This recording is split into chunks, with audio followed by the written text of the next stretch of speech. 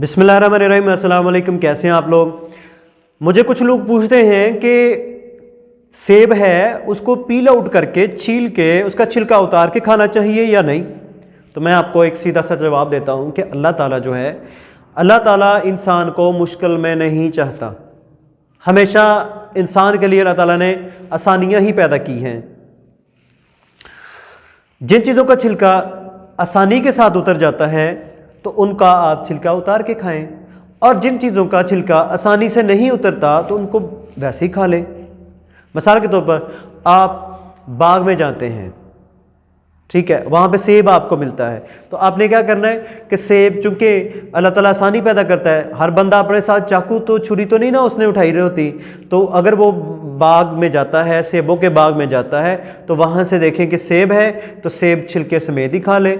और अगर उसको कोई और फ्रूट मिलता है, केला है या माल्टा है, तो माल्टा जो है उसका छिलका आसानी के साथ उतर सकता है तो उसको उतार के खा ले।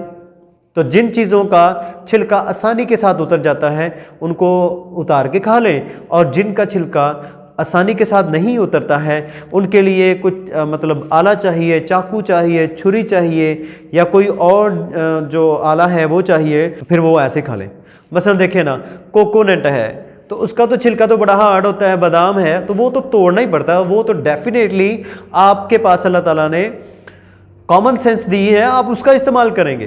तो कॉमन सेंस का इस्तेमाल करें, और जो चीज़ आसानी के साथ उसको पील आउट किया जा सकता है तो पील आउट कर लें, और जो चीज़ें आसानी के साथ जिनका छिलका नहीं उतरता है वो ऐसे ही खा लें। तो डेफिनेटली बात है, कॉमन सेंस की बात है कि जो अगर आपको मिलता है जनाब ये बादाम मिलता है, अखरोट मिलता है, या फिर आपको कोकोनट मिलता है, तो ज़ाहिरी बात है उनका तो छिलका उतार के खाएंगे।